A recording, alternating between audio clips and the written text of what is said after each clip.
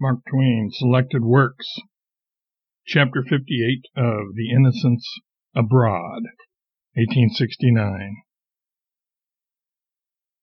The donkeys were all good, all handsome, all strong and in good condition, all fast and all willing to prove it. They were the best we had found anywhere, and the most recherche. I do not know what recherche is, but that is what these donkeys were anyhow. Some were of a soft mouse color, and the others were white, black, and vari-colored.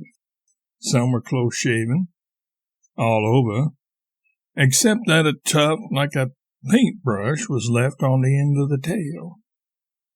Others were so shaven in fanciful landscape garden patterns as to mark their bodies with curving lines which were bounded on one side by hair and on the other by the close plush left by the shears.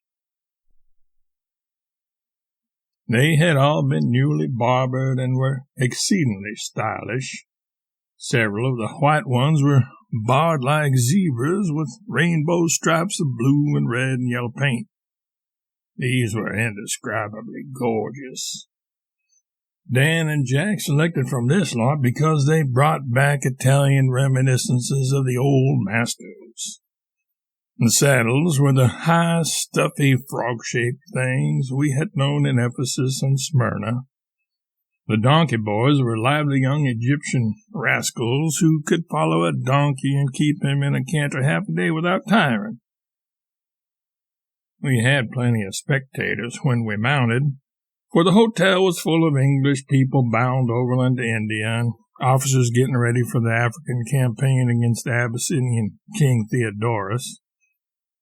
We were not a very large party, but as we charged through the streets of the great metropolis, we made noise for 500, and displayed activity and created excitement in proportion. Nobody can steer a donkey, and some collided with camels, dervishes, effendis, asses, beggars, and everything else that offered to the donkeys a reasonable chance for a collision.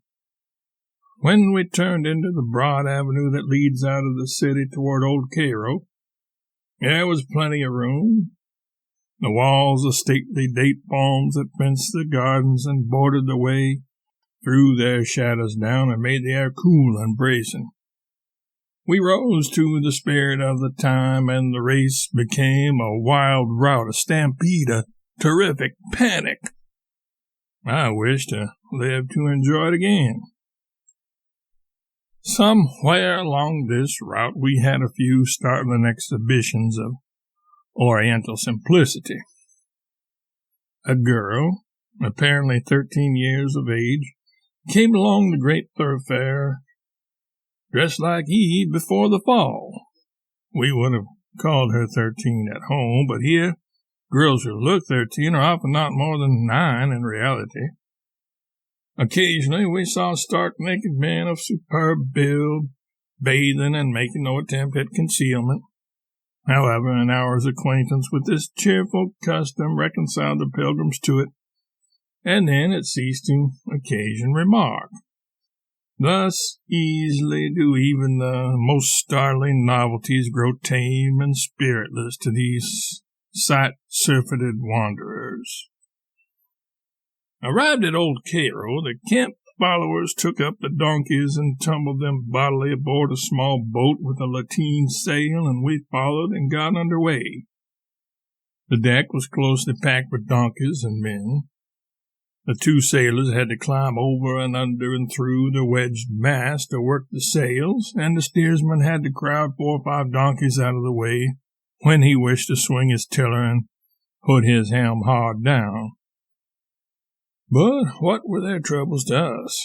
We had nothing to do but enjoy the trip. Nothing to do but shove the donkeys off our corns and look at the charming scenery of the Nile. On the island at our right was the machine they call the Nilometer, a stone column whose business it is to mark the rise of the river and prophesy whether it will reach only 32 feet and produce a famine, or whether it will probably flood the land at 40 and produce plenty, or whether it will rise to 43 and bring death and destruction to flocks and crops. But how it does all this, they could not explain to us so that we could understand. On the same island is still shown the spot where Pharaoh's daughter found Moses in the bulrushes. Near the spot we sailed from, the Holy Family dwelt when they sojourned in Egypt till Herod should complete his slaughter of the innocents.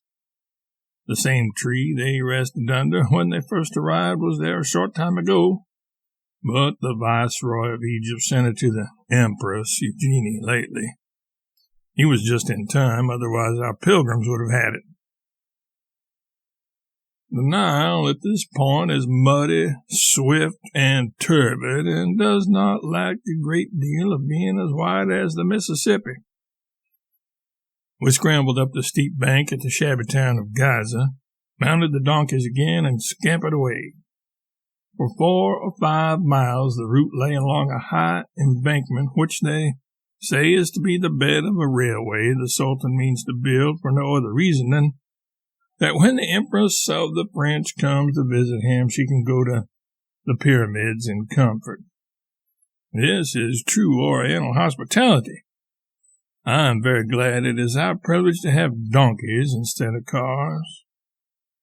At the distance of a few miles, the pyramids rising above the palms looked very clean-cut, very grand and imposing, and very soft and filmy as well.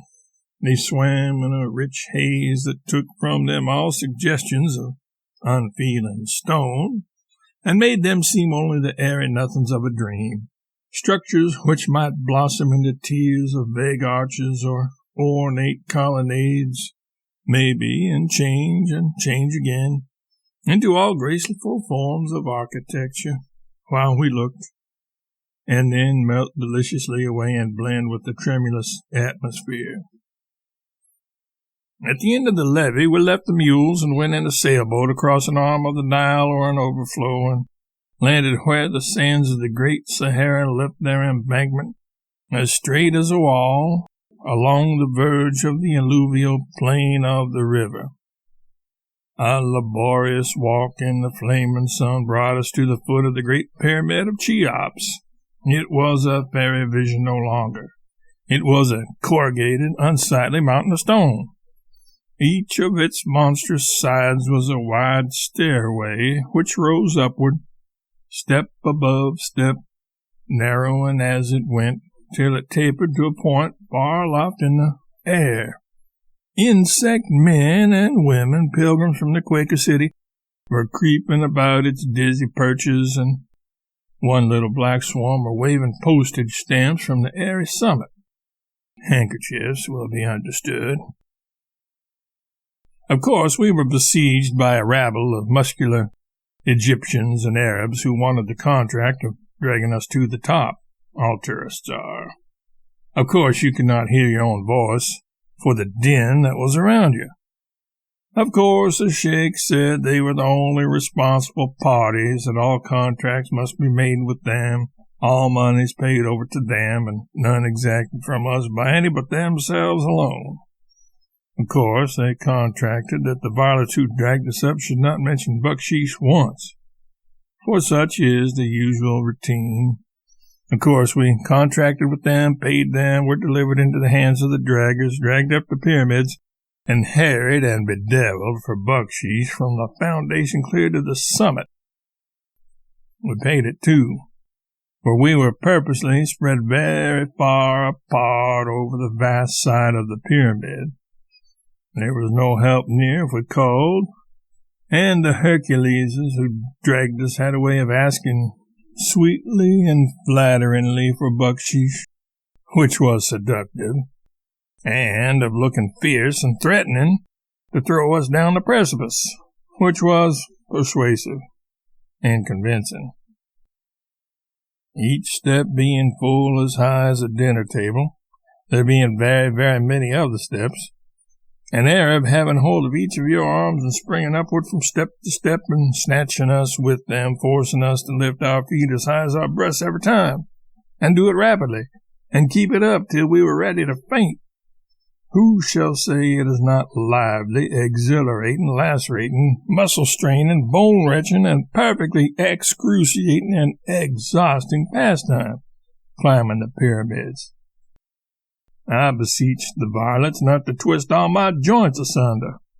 I iterated, reiterated, even swore to them that I did not wish to beat anybody to the top. Did all I could to convince them that if I got there the last of all, I would feel blessed above men and grateful to them forever. I begged them, prayed them, pleaded with them to let me stop and rest a moment, only one little moment.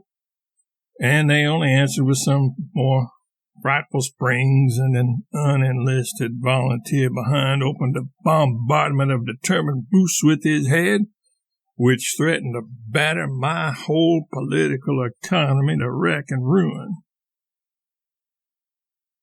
Twice, for 1 minute, they let me rest while they extorted bucksheesh, and then continued their maniac flight up the pyramid. They wished to beat the other parties. It was nothing to them that I, a stranger, must be sacrificed upon the altar of their unholy ambition. But in the midst of sorrow, joy blooms. Even in this dark hour, I had a sweet consolation. For I knew that except these Mohammedans repented, they would go straight to perdition some day. And they never repent. They never forsake their paganism. This thought calmed me, cheered me, and I sank down, limp and exhausted, upon the summit, but happy, so happy and serene within. On the one hand, a mighty sea of yellow sand stretched away toward the ends of the earth, solemn, silent, shorn of vegetation, its solitude unchecked by any forms of creature life. On the other, the Eden of Egypt was spread below us, a broad green floor cloven by the sinuous river dotted with villages, its vast distances measured and marked by the diminishing stature of receding clusters of palms. It lay asleep in an enchanted atmosphere. There was no sound, no motion. Above the date plumes in the middle distance swelled a domed and pinnacled mass, glimmering through a tinted, exquisite mist. Away toward the horizon, a dozen shapely pyramids watched over ruined Memphis, and at our feet the bland, impassible Sphinx looked out upon the picture from her throne in the sands as placidly and pensively as she had looked upon its like full 50 lagging centuries ago. We suffered torture no pen can describe, from the hungry appeals for bucksheesh that gleamed from Arab eyes and poured incessantly from Arab lips. Why try to call up the traditions of vanished Egyptian grandeur? Why try to fancy Egypt following dead Ramses to his tomb in the pyramid, or the long multitude of Israel departing over the desert yonder? Why try to think at all? The thing was impossible. One must bring his meditations cut and dried, or else cut and dry them afterward.